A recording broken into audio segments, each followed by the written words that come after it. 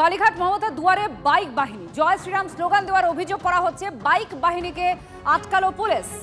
এর আগে হামলার মতো ঘটনা অভিযোগ ওঠে, আদালতের দ্বারস্থ হয়েছে এবার বাইক বাহিনী। শোভা আমাদের সঙ্গে রয়েছেন। শোভা, কি হয়েছে? দেখো, আর কিছুক্ষণের মধ্যে তৃণমূল নেত্রী মমতা বন্দ্যোপাধ্যায় তিনি 21শে জুলাই সভা সেখানে তিনি যাবেন। তার আগে আমি দেখাই তোমাকে মমতা বন্দ্যোপাধ্যায়ের বাড়ির ঠিক সামনে এখানে বাইক বাহিনী তারা আসে।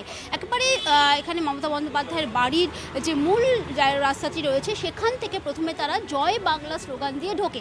তারপরেই কিন্তু একেবারে মমতা বন্দ্যোপাধ্যায়ের বাড়ির সামনে এখানে তারা আসে এবং এখানে এসে কিন্তু তারা জয় শ্রীরাম স্লোগান দিতে থাকে। প্রায় 50 থেকে 60টি বাইক ছিল এবং সেখানে যারা ছিল তাদের মধ্যে কিন্তু বেশ কয়েকজনই কিন্তু তারা জয় শ্রীরাম স্লোগান দেয়। তারপরে পুলিশের তরফ থেকে তাদেরকে আটকে দেওয়া হয়। অর্থাৎ তারা যখন এখান থেকে প্রবেশ করে তারপরে একদম রাস্তার ওই মুখটা আমি একটু দেখাবো। দেখো, সোজা মমতা বন্দ্যোপাধ্যায়ের বাড়ির ওই মুখে গিয়েই কিন্তু তারা আবার ব্যাক করে আসে এবং তারা যখন আবার এখানে ব্যাক করে আসে অর্থাৎ তৃণমূল নেত্রীর বাড়ির সামনে যখন তারা আসে তাদেরকে পুলিশ আটকে দেয় এবং পুলিশের সাথে রীতিমতো কিন্তু তাদের বচসা হয়। কারণ পুলিশ তাদেরকে বলে কেন তারা এইভাবে যাচ্ছেন এবং তাদের মাথায় অর্থাৎ বাইক বাহিনী যারা যাচ্ছিল তাদের মাথায় কিন্তু কোনো রকম হেলমেট ছিল না। পুলিশের সাথে তাদের কথা হয়, পুলিশ কিন্তু তাদের প্রশ্ন করে যে কেন তারা মাথায় হেলমেট নেই এবং তারা এখান থেকে এইভাবে যাচ্ছে, এতগুলো বাইক এখান থেকে যাচ্ছে এবং তারাই কিন্তু তারপর তাদেরকে সরিয়ে দেয়। অর্থাৎ যে বাইক বাহিনী ছিল তারা কিন্তু সেই সময় ঠিক কি হয়েছিল আমরা একটু শোনাবো দর্শকদের। বাইক বাহিনীকে আটকায় পুলিশ, কি হয়েছিল শুনুন।